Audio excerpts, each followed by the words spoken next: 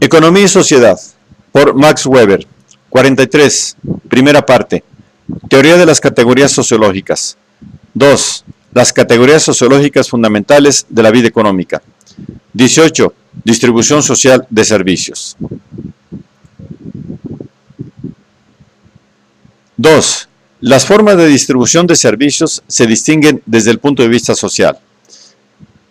Inciso A, mayúscula, según la manera como queden repartidos entre unidades económicas autocéfalas y más o menos autónomas servicios cualitativamente diversos, o en particular complementarios. Y desde el punto de vista económico y sobre la base de esa distribución, según sean aquellas unidades económicas. Bien, inciso A, minúscula, haciendas. Ya, inciso B, explotaciones lucrativas. Tenemos así, 1. Economía unitaria con especialización de servicios o especificación y coordinación de los mismos, distribución de servicios en una unidad económica puramente interna, o sea, plenamente técnica, heterocéfala y heterónoma. La unidad económica puede ser económicamente, inciso A, minúscula, una hacienda, inciso B, minúscula, una empresa lucrativa. Una unidad hacendaria será en la mayor extensión posible una economía nacional comunista, como fue, en su forma más reducida posible, la economía doméstica primitiva, la cual abarcaba todas o la mayor parte de cada una de las tareas productoras, economía doméstica cerrada. El tipo de la empresa lucrativa con especialización y coordinación internas de servicios estaría representado naturalmente por la empresa combinada gigante, apareciendo frente a terceros como una unidad comercial. Estos dos extremos abren y cierran, por ahora, el desarrollo de las unidades económicas autónomas. 2. O existe división de servicios entre unidades económicas autocéfalas, esta puede ser. Inciso A. Especialización o especificación de servicios entre unidades económicas singulares heterónomas, pero autocéfalas, las cuales se orientan por un determinado orden pactado o impuesto. Este orden, a su vez, puede estar materialmente orientado. 1. Por las necesidades de una economía dominante y en este caso, alfa, de la hacienda de un señor, división de servicios del oikos o beta, de una economía lucrativa señorial. 2. Por las necesidades de los miembros de una asociación de compañonazgo igualitaria, división de servicios de una asociación económica, y esto desde el punto de vista económico, alfa, bien como gestión consultiva o beta, bien como gestión lucrativa. La asociación, por su parte, puede ser en estos casos, 1. Solo asociación reguladora materialmente, o 2. Asociación económica al mismo tiempo. Al lado de todo esto existe, inciso B, especialización de servicios con arreglo a la economía de tráfico entre economías autocéfalas y autónomas, las cuales solo se orientan de modo material por la situación de intereses y de modo formal por el orden de una asociación ordenadora. 1. Tipo de caso 1. Asociación exclusivamente reguladora, de carácter 2. Compañonazgo, y alfa, haciendas. La aldea artesanal de la India, establishment, del caso 2. Asociación económica de carácter 1, hacienda señorial. Lo constituye el reparto de las necesidades de haciendas señoriales, señores territoriales o corporales o principescas. En este caso, puede tratarse también de necesidades políticas, entre las economías individuales de los súbditos, vasallos, siervos, esclavos y artesanos de aldea demiúrgicos, el cual se encuentra en abundancia por todo el mundo. Con frecuencia tuvieron carácter meramente regulador. 1. Las prestaciones industriales exigidas en el caso 1 por el derecho de coto del señor territorial y en el caso 2 por el derecho de coto de las ciudades, en la medida en que, como ocurrió con frecuencia, solo persiguieron fines fiscales y no materiales. En economía lucrativa, caso alfa 1 beta, reparto de servicios industriales a domicilio entre las haciendas individuales. Constituyen el tipo de alfa 2 beta, En el caso 2, todos los ejemplos.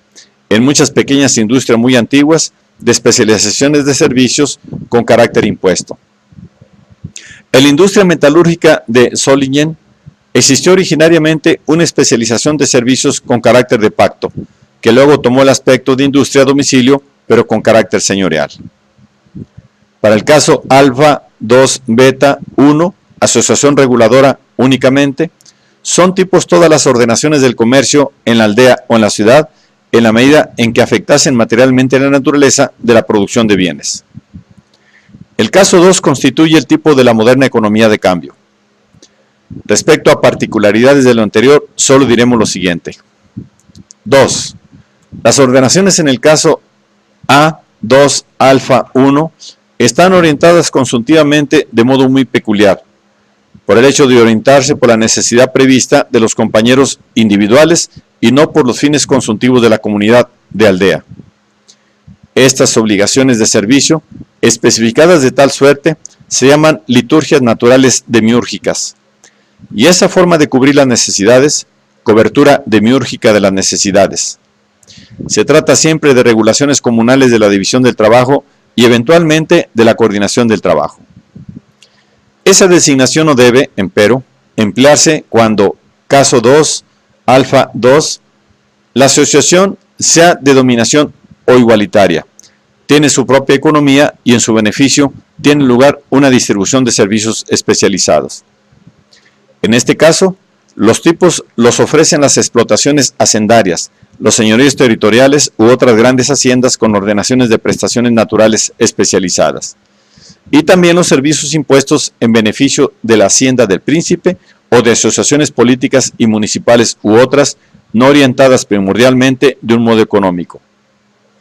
Estas obligaciones de suministro y ejecución de trabajo, cualitativamente especificadas en su ordenación por parte de labradores, artesanos y comerciantes, se llaman obligaciones de oikos cuando su percipiente es una gran hacienda personal, y liturgias naturales cuando su percipiente es la hacienda de una asociación, llamándose cobertura litúrgica de necesidades al principio que regula esta forma de abastecer la hacienda de una asociación económica. Este tipo de cobertura de necesidades ha jugado un extraordinario e importante papel histórico del que hablaremos todavía en muchas ocasiones.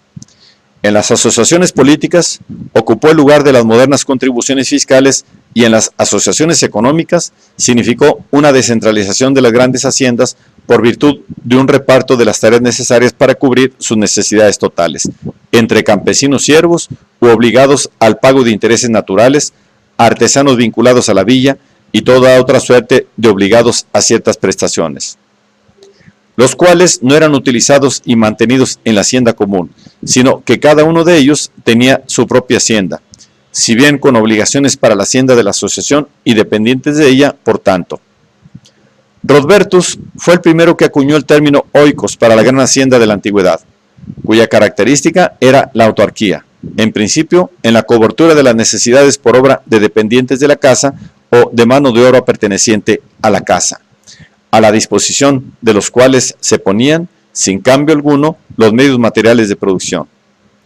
De hecho, las haciendas de la antigüedad señoriales, y más aún las principescas, ante todo en el nuevo imperio egipcio, representan aproximadamente en grado diverso al tipo, raramente encarnado en forma pura, de las administraciones en las cuales la cobertura de sus necesidades se distribuye entre las haciendas de los dependientes obligados al pago de diversas prestaciones personales y en especie.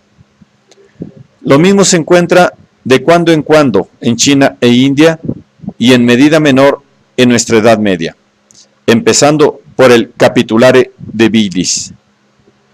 El cambio con el exterior no faltaba, las más de las veces, en la gran hacienda, pero tenía el carácter de cambio consultivo. Tampoco faltaban inversiones de capital, empero tenían en la hacienda un papel secundario y estaban vinculadas a la tradición.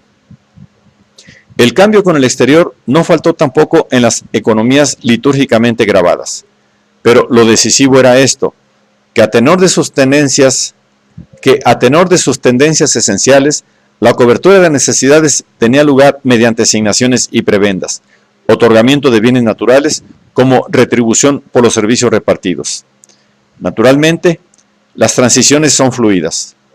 Siempre se trata, sin embargo, de una regulación por una asociación económica de la orientación de los servicios en relación a la manera existente de dividir y de coordinar el trabajo. 3. En el caso A2.1, Asociación Reguladora de la Economía, son un tipo bastante puro del caso beta, aquellas regulaciones económicas existentes en los municipios medievales de Occidente, así como en las guildas y castas de China e India, que ordenaban el número y naturaleza de los puestos de maestro y la técnica del trabajo, o sea, la manera como los artesanos debían orientar su trabajo en el taller, y esto en medida en que su sentido no radicaba en la satisfacción de la demanda a través de los servicios de los artesanos, sino lo que, si no fue siempre el caso, era frecuente, en el aseguramiento de las probabilidades de ganancia de los artesanos, especialmente el mantenimiento de una determinada calidad en la obra y el reparto de la clientela. Como toda regulación económica, esta significó también, evidentemente, una limitación de la libertad de mercado. Se orientaba por la conservación de un determinado nivel de vida dentro de las explotaciones artesanales y estaba, por tanto, íntimamente emparentada en su aspecto material con el tipo de orientación consultiva, no obstante su forma lucrativa. 4.